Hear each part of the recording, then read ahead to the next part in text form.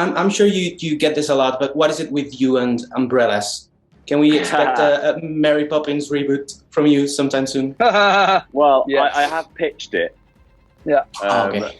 Emily Blunt's yeah, gonna stand. She's gonna stand aside and let Tom handle it. Do it to confuse Umbrella Academy fans. That's the only reason I took the job. I knew it. So Yeah. let's talk about the film. Resident Evil is a very beloved franchise, whether it's video games or the movies.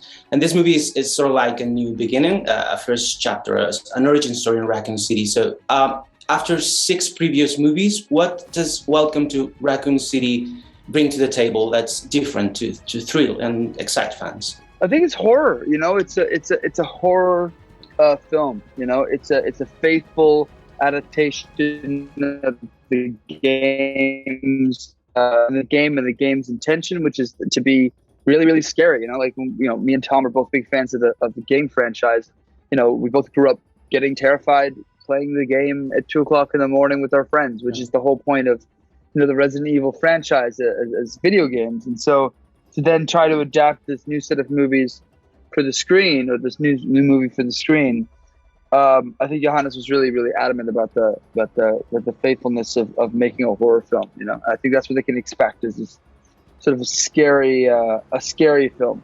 Some fans usually have some complaints or their notes, you know. So I want to know, how do you navigate expectations, fans' expectations and reactions and ideas of what the film should look like, what the characters should look like, and what would you say to those who are not on board yet? Because the film is very, as you said, very true to the video games, right? Yeah, I mean, I think that you.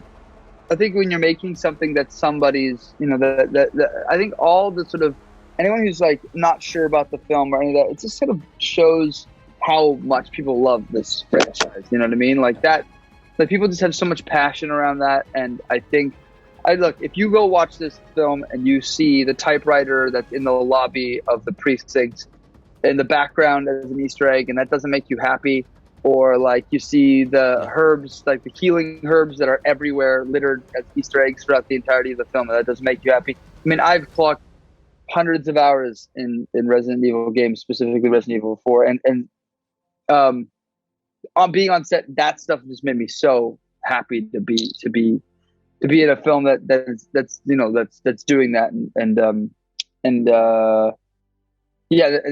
that interested in what the fans think and just about the movie and the games, about the games themselves. Yeah, I think as well, it's just really great to have fans that are already so invested in what this is going to be, you know.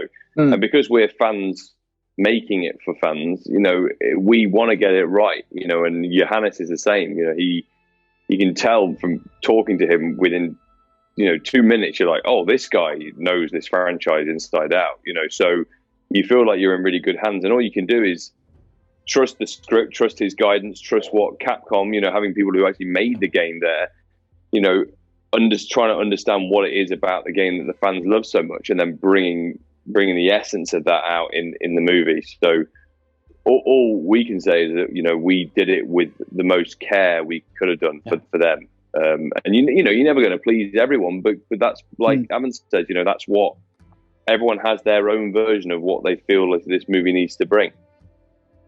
So since this is a horror movie, like really emphasis on the horror, I'm curious to know, when was the last time you got like really, really scared watching a film or a show? One of my favorite horror films of all time, or thrillers of all time, is Rosemary's Baby.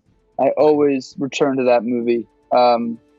It's really genuinely terrifying because it presents this sort of like everything is fine, normal life, and then like there's this undercurrent of you know, of not everything's not okay. And I like psychological thrillers. I loved Midsummer. I loved The Witch. I liked Hereditary. It was really good. There's a whole horror film renaissance that's happening.